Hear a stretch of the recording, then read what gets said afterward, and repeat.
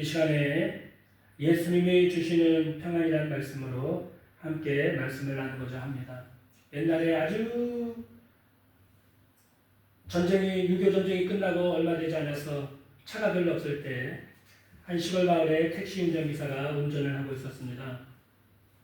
이제 추적추적 비가 조금씩 내리고 있고 날은 어두워져 가고 있는데 울퉁불퉁한 시골길을 택시가 운전해서 가고 있는데 저 앞에 꼬부랑 할머니 지팡이를 허리가 구부러져 지팡이를 짚고 있고 머리에는 무거운 짐을 지고 있고 한 걸음 한 걸음 비를 맞아가면서 걸어가고 있는 모습을 보게 됐어요. 택시 운전기사가 마음이 찡하고 또 시골에 계신 어머님이 생각이 나서 할머니 옆에 차를 세워놓고 할머니 비도 내리고 이제 날씨 드물어 가는데 어디까지 가세요? 제가 태워다 드릴게요. 읍내까지 가신다고. 아유 저희 어머니가 생각나가지고 그러니까 택시 한번 타시라고 제가 태워드리겠다고 그랬더니 할머님이 하시는 얘기가 아우 나는 택시 탈 돈도 없고 아유 나는 미안해서 못 타요. 그냥 택시기사 양반 먼저 가시죠. 이 택시 운전기사였는데 할머니 보고 마음이 너무 찡한 거예요. 어머니가 생각이 나가지고. 그래서 할머니를 붙들고 설득을 했습니다. 그러지 마시고 제가 어차피 읍내까지 나가야 되니까 읍내까지는 제가 태워드릴게요. 할머니 타십시오. 해가지고 겨우겨우 설득을 해서 할머니를 택시에 뒤에 태웠습니다. 그리고는 이제 시골길이가 울퉁불퉁한 길을 이렇게 막 운전하고 가다가 한참을 가다가 뭔가 분위기가 이상해서 백밀러로 이렇게 뒤를 딱 쳐다봤어요. 그리고는 깜짝 놀랐습니다. 아니 택시를 탄 할머님이 그 무거운 짐을 머리에 이시고 택시를 타고서 낑낑 대면서 버티고 계시면서 택시를 타고 가고 계시는 거예요. 택시 운전기사가 놀래가지고 아이고 할머니 그 머리에 있는 짐을 내려놓으세요. 내려놓으시고 편안하게 가셔요. 제가 택시를 태워드렸잖아요. 머리 이고 가실 필요가 없어요. 그냥 옆에다 내려놓으시면 됩니다. 그랬더니 할머님이 머리에 무거운 짐을 이시고 어떻게든지 이 짐을 머리에 지고 버티시려고 노력하면서 아이고 기사 양반 내가 그래도 양심이 있지 내가 미안해서 이 짐마저도 어떻게 내려놓겠나 나는 그렇게 무렴치한 사람이 아니라네 그냥 내가 알아서 이거 버티고 갈 테니까 나 생각하지 말고 그냥 택시로 나 읍내까지만 바라다줘. 그것만 해도 난 너무나도 고맙네. 택시 운전기사가 답답을 해서 이 할머니한테 계속해서 무거운 짐을 옆에다 내려놓으시라고. 내려놓으셔도 된다고. 택시를 이미 타셨으니까 그 무거운 짐까지 내가 다 실어 놓은 거라고. 할머니 그 옆에다 내려놓으세요. 아이고 나는 그렇게 파렴치한 사람이 아니네. 나 이 무거운 짐까지 어떻게 택시에다가 내려놓을 수가 있겠는가? 아이고 나는 그럴 수가 없다네. 그럴 수가 없다네. 택시기사하고 할머니가 한참을 그렇게 씨름을 하면서 결국에는 읍내까지 무거운 짐을 할머니는 결국에는 다 머리에 지시고 읍내까지 와서 내리셨다는 거예요.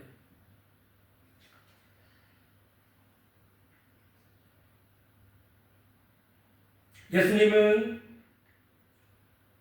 자신의 택시, 십자가로 저와 여러분을 초청하고 계십니다. 내 택시를 타라. 내 십자가에 택시를 와서 타면 내가 너희를 천국으로 인도해 주겠다. 그래서 많은 사람들이 예수님의 초청을 받아들이고 예수님을 구주로 믿고 영접을 하게 됩니다. 예수님은 말씀하십니다. 나는 너희 죄를 모두 다 용서할 뿐만 아니라 내 피로 내가 너희를 하늘에 계신 우리 하나님 아버지와 화목을 시킬 것이다. 너희는 이제 성령의 충만을 받게 될 것이다. 하나님의 사랑으로 거룩함과 충만함을 받게 될 것이다. 예수님께서 십자가에서 우리의 죄뿐만 아니라 우리의 불의함과 우리의 가난과 저주와 실패와 두려움, 우리의 질병, 또 사망과 지옥까지도 다 담당을 해 주셨어요. 근데 많은 사람들이 이 할머니처럼 교회에 와서 신앙생활을 합니다. 예수님 감사해요. 예수님의 십자가와 부활을 통해서 내 영혼을 구원해 주셔서 너무 감사해요. 그런데요, 예수님, 나는 내 짐을 주님의 십자가 앞에 내려놓지는 못하겠어요. 아유, 그것까지 어떻게 내가 맡겨요? 내 근심 걱정을 어떻게 맡겨요? 내 질병을 어떻게 맡겨요? 내 고통을 어떻게 맡겨요? 아유, 나는 그렇게 무렵지 않은 사람이 아닙니다. 그냥 내가 내 고통, 내 질병, 내 가난, 내 실패, 내 근심 걱정 염려를 내가 지고 그냥 갈게요. 염려하지 마세요. 수고하고 무거운 짐진 자들아 다 내게로 오라. 내가 너희를 쉬게 하리라. 아니요, 예수님. 그냥 내가 질게요. 수고하고 무거운 짐진 자들아 다 내게로 오라. 내가 너희를 쉬게 하리라. 아유, 아니라니까 예수님. 내가 내 질병을 그냥 지고 갈게요. 내 가난, 내 고통, 내 슬픔, 외로움, 우울한 마음 다 내가 그냥 지고 갈 테니까요. 걱정하지 마세요, 예수님. 많은 사람들이 예수님의 구원의 택시를 타고 난 뒤에도 여전히 자신의 죄와 미움, 질병, 저주와 실패와 가난과 죽음과 지옥에 대한 두려움을 머리에 이고 신앙생활을 하고 있습니다. 예수님은 그거 다 내려놓아라. 내가 십자가에서 다 감당했다. 마음 편하게 맡기고 내려놓아라. 그러나 사람들은 말합니다. 주님, 나를 보내주셔서 감사합니다. 그러나 이 짐은 내가 맡길 수가 없겠네요. 나 그렇게 무름치한 사람이 아닙니다. 나 그렇게 파렴치한 사람이 아니에요. 이것까지 주님 앞에 맡긴다는 건 너무한 일이잖아요. 나는 그냥 주님 앞에 나와서 구원만 맡겠습니다. 내 짐까지 주님께 다 맡길 수는 없어요. 이것이 바로 우리의 큰 문제입니다. 혹시 여러분은 지금 이렇게 살고 있지는 않습니까? 어느 화창한 오후에 예수님께서 제자들과 함께 예루살렘 근처 한적한 시골길을 걷고 있었습니다. 그때 한 농부가 나와서 열심히 땀을 흘리면서 밭을 일구고 있었어요. 그는 한 나귀를 끌고 와서 멍에를 메었고 그 나귀는 온 힘을 다해서 쟁기를 끌고 있었습니다. 그런데 그 곁에 작은 망아지 새끼 하나가 같이 멍에를 메고서 그 옆에서 나귀를 따라가고 있었어요. 이 망아지 새끼, 나귀 새끼는 일하는 것을 즐거워하고 있었습니다. 조금도 힘들어 보이지 않았어요. 왜냐하면 멍에는 나귀가 메고 있었고 이 나귀 새끼는 그 옆에서 헐렁한 멍에를 메고 옆에서 그냥 벌쩍벌쩍 뛰면서 그 밭을 돌아다니고 있었던 것입니다. 예수님께서는 손가락으로 그 망아지를 가리키시면서 제자들을 쳐다보시고 말씀하셨습니다. 수고하고 무거운 짐진 자들아 다 내게로 오라. 내가 너희를 쉬게 하리라. 나는 마음이 온유하고 겸손하니 나의 멍에를 메고 내게 배우라. 그리하면 너희 마음이 쉼을 얻으리니 이는 내 멍에는 쉽고 내 짐은 가벼웁니다. 예수님은 이처럼 자신의 십자가를 나귀가 된 멍에에 비유해서 말씀을 하셨습니다. 예수님은 십자가를 위해서 우리의 죄와 죄의식의 멍에를 다 가져가셨어요. 십자가에서 우리의 불의한 삶을 다 해결해 주셨습니다. 십자가에서 우리의 질병을 다 해결해 주셨어요. 십자가 위에서 우리의 저주와 가난의 문제를 다 해결해 주셨습니다. 십자가 위에서 우리의 사망과 지옥의 문제를 다 해결해 주셨어요. 그리고 우리에게 와서 나의 멍에를 메라. 나의 멍에를 함께 메고 쉼을 얻으라고 말씀을 하고 계신 것입니다. 하나님께서 이 우주 만물을 창조하실 때 아름다운 에덴 동산을 만드셨습니다. 첫사람으로 창조된 아담과 하와는 그곳에 살게 됐어요. 그들은 아무 문제도 없었고 인생의 무거운 짐도 전혀 없었습니다. 그들은 하나님이 준비해 놓으신 모든 것을 바라보며 기뻐하고 즐거워하며 살았어요. 늘 행복했고 기쁨과 즐거움으로 가득 찬 인생을 살고 있었습니다. 그러나 마귀의 유혹을 받고 그들은 하나님께 반역을 했습니다. 그 반역으로 인해서 그들은 그만 에덴 동산에서 쫓겨났습니다. 그러자 하나님의 모든 공급하심이 한순간에 끊어져 버렸습니다. 그들은 이제 자신들의 필요를 채우기 위해서 스스로 땀 흘리며 열심히 일을 해야만 했습니다. 그러나 땅은 하나님의 저주를 받아서 그들에게 가시와 엉겅퀴를 냈기 때문에 사람들이 아무리 수고하고 땀 흘려 노력을 해도 얻은 것이 별거 없는 인생이 되고 말았습니다. 그때부터 사람들은 인생의 무거운 짐 밑에 눌려서 고통을 당해왔습니다. 온갖 종류의 문제들, 죄의 문제, 미움의 문제, 질병의 문제, 가난의 문제, 저주의 문제, 죽음의 문제, 지옥의 문제를 갖고 거기에 짓눌려서 사람들이 살아가고 있어요. 사람들은 자신들의 노력으로 이 문제들을 해결해 보려고 했습니다. 그래서 과학을 가지고 문제를 해결해 보려고 했는데 안 됐어요. 정치적으로 해결해 보려고 했는데도 안 됐어요. 윤리 도덕을 가르쳐서 해결해 보려고 해도 안 됐어요. 종교를 만들어서 해보려고 했는데도 안 됐습니다. 이러한 방법으로, 이런 노력들로는 이 짐들을 질 수가 없었어요. 사람들은 그래서 지금 이 시간에도 고통을 당하고 있습니다. 그들은 죄와 죄의식으로 고통을 당하고 있어요. 제가 어제 한 집사님하고 전화통화를 했는데, 목사님, 제가 과거에 창류촌을 다니고 바람을 그렇게 많이 피고 술 그렇게 좋아하고 예수님을 믿으면서도 그런 짓을 했어요. 그리고 제가 여태까지 40년, 50년 교회를 다니고 있는데 아무리 봐도 내가 하나님께 위해서 합당하게 살지 못하고 열매 맺지 못하고 변화받지 못하고 그렇게 잘못 사는 것 같아요.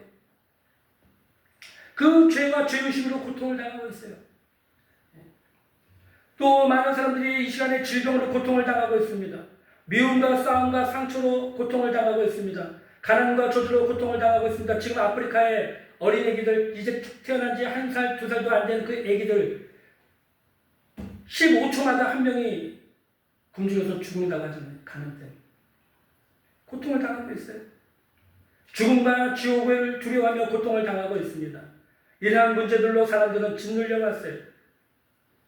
하나님께서는 이 2000년 전에 독생자 예수 그리스도를 이 땅에 보내주셨습니다.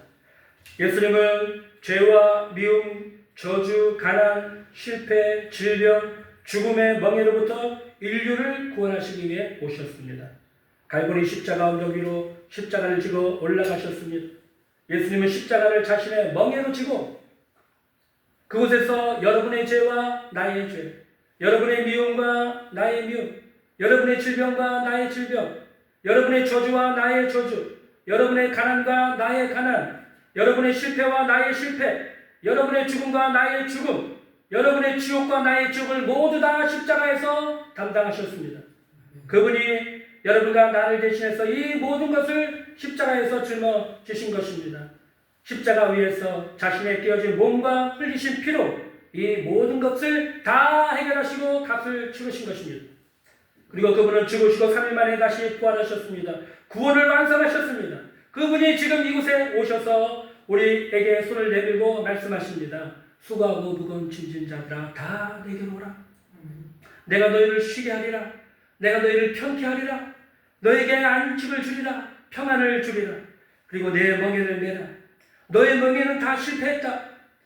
과학의 멍에, 정치의 멍에, 윤리 도덕의 멍에, 종교의 멍에, 선행의 멍에, 아주 최선을 다하는 인간의 노력의 멍에, 이 너희의 이 모든 멍에는 너희 인생의 짐을 충분히 질 수 있는 능력이 없다. 그러나 지금 여기 내가 내 멍에를 가져왔다.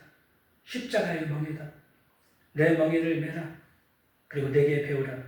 주님은 말씀하고 계신 것입니다.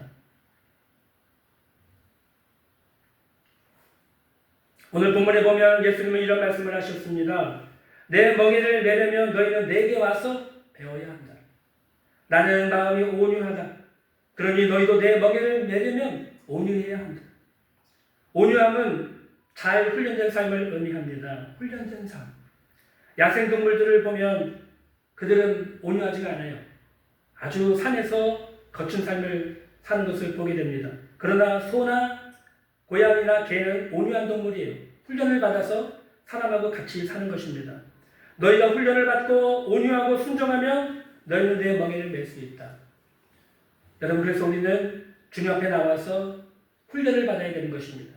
예배드리는 훈련을 받아야 돼요.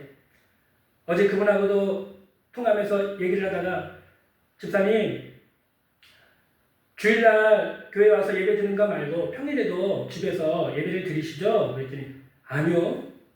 저 집에서 예배 안 드리는데요. 그러면 주일날 한번 와가지고 가정에서 예배 안 드리고 한 번만 드리고 월화수 금 토요일 날은 예배 안 드리세요? 예, 예배 안 드리는데요. 저 그렇게 40년 50년 그렇게 살아왔는데요. 아니에요 집사님. 하나님을 날마다 예배해야 돼요. 예배를 한 다음에 마지막에 그 집사님이 그 가정에 호주시고 영적인 장자시니까 그 가족을 푹푹 축복을 해주셔야 돼요. 내 영혼이 잘된 같이 범사가 잘되고 강건하기를 내가 원한다고 하는 말씀처럼 영적인 장자이신 우리 집사님께서 아내를 위해서, 남편을 위해서, 자녀를 위해서 잘되도록 하나님 복을 달라고 축복기도를 흠뻑 해주시고 하루를 시작하세요. 그러면은 가족이 다 마음이 아버지의 축복을 받고 마음이 기쁘고 즐거워서 행복하게 하루를 시작할 수가 있게 됩니다. 하나님을 예배하세요. 날마다 하나님을 예배하셔야 돼요. 알겠습니다. 이제 예배를 드리겠습니다. 그리고 집사님 기도하셔야 돼요. 열심히 기도해 성령을 받아가지고 하루에 1시간 정도는 기도하셔야 돼요. 하루에 1시간을 기도하라고요? 이거 나는 못해요. 네, 집사님 창피한 얘기지만 저도요 5분도 기도 못했어요. 5분도 기도 못하는 목사였습니다. 솔직하게 얘기 드리는 거예요. 근데 목사님은 기도 많이 하시잖아요. 왜 기도 많이 하겠죠? 기도 훈련을 했기 때문에 기도를 할 수가 있게 됐습니다. 집사님도 기도 훈련을 한번 해보세요. 시간을 정해놓고 날마다 그 시간에 하나님을 아버지 우주 앞에다 모셔놓고 하나님께 필요한 것을 그냥 구하세요. 하나님 아버지 나 이게 필요합니다. 나 이게 어렵습니다. 해결해 주세요. 하고 간단하게라도 기도를 해보세요. 그럼 그 기도 시간이 처음에는 5분인데 힘들 거예요. 근데 5분이 10분이 되고 하다 보면 10분이 20분, 30분이 되고 1시간이 되고 충분히 1시간까지 기도를 할 수가 있게 되고 또 기도하다 보면 성령을 받아가지고 방언을 말하게 되는데 방언으로 1시간 기도는 굉장히 쉽습니다. 그렇게 기도 훈련을 하셔야 돼요. 알겠습니다. 한번 해볼게요. 말씀을 읽으십니까? 아니요. 저 말씀 안 읽는데요. 교회 와서 그냥 주일날 예배 드릴 때 말씀 읽고 그 다음에 말씀 안 읽어요. 말씀을요 읽으셔야 돼요. 하루에 30분 정도 성경 5장을 꼭 읽으셔야 됩니다. 그러면 하나님이 우리 집사님에게 말씀을 하고 싶을 때 꿈이나 환상이나 음성을 들려주시지 않아요. 하나님의 말씀을 통해서 집사님에게 말씀을 해 주신다고. 근데 집사님이 성경을 안 읽어가지고 말씀을 몰라요? 그러면 하나님이 집사님한테 말씀을 하고 싶어도 말씀을 해줄 수가 없어요. 들을 수 있는 귀가 없어요. 말씀이 없기 때문에. 그래서 하나님의 음성을 듣고 하나님의 인도하심을 받고 살고 싶으시면 꼭 말씀을 읽으셔야 됩니다. 그리고 주일날 오시면 꼭 봉사를 하셔야 돼요. 봉사를 왜 해야 되는데요? 저 그냥 예배만 드리고 점심 먹고 그냥 집에 가는데요. 봉사를 왜 해야 되는지 모르시는군요. 봉사는요, 성경에 보니까 우리 그리스도인의 공동체, 예수 믿는 사람들이 모이는 그 공동체가 교회예요. 건물이 교회가 아니고요. 이 공동체가 교회인데 이 공동체에 모이는 예수 믿는 사람들이 예수님의 몸의 각 지체라고 했어요. 그러니까 교회에 오신 우리 성도분들이 눈에 보이는 예수님의 몸이 되시는 거예요. 그래서 그분들을 위해서 봉사하고 헌신하는 것이 바로 주님을 섬기는 봉사가 됩니다. 눈에 보이는 주님을 섬길 수 없으니까 눈에 보이는 주님의 몸을 섬기는 것이 봉사예요. 하나님이 기뻐하시는 거예요. 그래서 교회 와서는 이렇게 예배 훈련, 봉사 훈련, 기도 훈련, 말씀 훈련을 받으셔야 됩니다. 그런 훈련을 받게 되면 집사님의 마음 가운데 성령이 임해서 근심과 걱정이 다 사라지고 문제들이 해결되고 그 마음의 기쁨과 평안이 넘치게 새로운 변화된 삶을 살 수가 있습니다. 제가 어저께 그런 통화를 했습니다. 훈련된 삶을 통해서 우리는 예수님을 배우고 닮아갈 수가 있습니다. 또 나는 겸손하다. 그러므로 나처럼 너희도 겸손하라고 주님 말씀하십니다. 겸손을 통해서 우리는 하나님을 신뢰할 수가 있게 됩니다. 교만한 사람은 자신의 힘과 능력, 권력, 경험, 가지고 있는 물질을 믿죠. 그러나 겸손한 사람들은 자신의 삶을 하나님께 다 내어드리고 예수님을 믿고 겸손하게 따릅니다. 이러한 온유와 겸손을 통해서 우리는 주님의 멍에를 맬 수 있습니다. 제가 20살 때 대학교 시험을 봐야 되는데 시험에 떨어져서 재수를 했어요. 근데 제가 고등학교 2학년 때 걸렸던 폐병이 다시 재발을 해서 건강이 매우 나빠졌습니다. 그래서 서울에 있는 국립의료원에 병원에 입원을 하게 됐습니다. 의사는 엑스레이를 찍고 진찰을 다 해보더니 폐가 두 가지 다 완전히 망가졌는데 한쪽이 심하게 망가져서 이 폐 한쪽을 그냥 절개를 해야 된다. 수술해서 절개를 해야 된다고 말을 해 주었습니다. 제가 그 의사의 말을 들을 때 아무런 마음의 동요가 없었어요. 그럼 그런가 보다. 그냥 폐 한쪽 잘라내고 살면 되겠지. 아무런 감정이 없었는데 그때 저와 같이 이 병실 안에 6분 정도가 같이 폐병 걸리신 분들이 같이 입원해서 생활했는데 제가 그 판정을 받고 그 다음날 아침에 요 옆에 창가 쪽에 제일 구석에 하나 둘 세 번 제가 첫 번째 있었고 입구에 있었고 그 창가 끝쪽에 앉아있는 그 중년의 남자분이 계셨었는데 아침에 식구분들이 4명 5명 아내하고 자녀들이 찾아와가지고 병문안을 왔어요. 그래서 그분이 같이 아침 식사를 하면서 재미있게 웃고 식사를 하고 있는데 갑자기 어느 순간에 이분이 몸에 심한 경련을 일으키더니 공포의 소리도 막 이거를 지르고 식구들도 깜짝 놀라고 옆에 병원에 같이 입원해 있었던 환자분들도 같이 깜짝 놀라가지고 뭔 일이하고 막 다 밥 먹다 말고 쳐다보고 막 이러는데 마치 죽음이 바로 눈앞에 온 사람처럼 그렇게 기절주통을 하시면서 막 소리를 지르는 경련을 일으키면서요. 그때 놀랄 우리 분들이 달려들어와가지고 의사가 간호사가 그분을 모시고 병실로 나갔어요. 그리고 다시는 돌아오지 않았습니다. 그날 아침 그분 돌아가셨어요. 그 모습을 보고 저는 두려움에 빠졌습니다. 그리고 그날 저녁 잠을 자려고 하는데 두려움 때문에 잠을 잘 수가 없었어요. 죽음이 너무 두려웠어요. 그래서 저는 다른 사람들이 다 주무시고 있으니까 저녁에 불 다 꺼져 있고 이불을 뒤집어 쓰고 하나님께 눈물을 흘리면서 기도를 했습니다. 하나님, 저 이 시간 너무 두렵습니다. 제가 좀 있으면 이제 수술해서 폐 하나를 잘라내야 되는데 제가 이렇게 몸이 약해가지고 폐병도 걸렸는데 폐 하나 잘라내면 이 연약한 몸으로 제가 얼마나 더 살겠습니까? 얼마 살지 못하고 죽을 것 같습니다. 하나님, 저 두려우니까 저 좀 고쳐주세요. 저 좀 살려주세요. 하고 눈물을 흘리면서 기도를 했어요. 하나님, 저 살려주시면 제가 저를 치료해 주신 하나님을 전하면서 살겠습니다. 그렇게 눈물을 흘리다가 기도하다가 눈물을 흘리다가 기도하다가 이렇게 잠이 들었어요. 그리고 다음날 아침에 눈을 떴을 때 저의 마음에서 그 두려운 마음이 완전히 사라졌어요. 평안하게 일어났습니다. 그리고 일주일 이후에 병원에서는 제 폐를 다시 한번 살펴보더니 폐 상태가 좋아져서 약물 치료만으로도 약만 먹어도 결핵이 완치될 수 있다고 다시 판정을 내려줬어요. 그리고 2주 만에 병원에서 완치가 돼서 퇴원을 해서 그때부터 오늘 제가 52살이 될 때까지 건강하게 살아오고 있고 주님의 종이 돼서 예수님의 복음과 치유의 말씀을 전하게 되었습니다. 예수 그리스도는 어제나 오늘이나 영원토록 동일하십니다. 예수 그리스도는 우리의 죄와 질병, 가난과 저주, 불의와 죽음을 다 짊어지셔 주셨습니다. 너희는 내게로 오라. 이미 먹에는 네 목에 있는 게 아니라 내 목에 있다. 너희는 내가 너희의 모든 짐들을 이미 다 감당했다. 너희가 지고 갈 필요가 없다. 그저 와서 내 멍에를 함께 메고 너의 인생의 밭에서 나와 함께 일하자.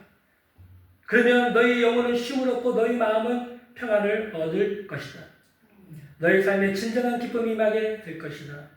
마귀는 여러분을 찾아와서 도둑질하고 죽이고 멸망시킵니다. 그러나 좋으신 우리 예수님은 오셔서 우리에게 생명을 주시되 풍성한 생명을 주신 주님이십니다. 그 주님이 지금 여기에 우리와 함께하고 계십니다.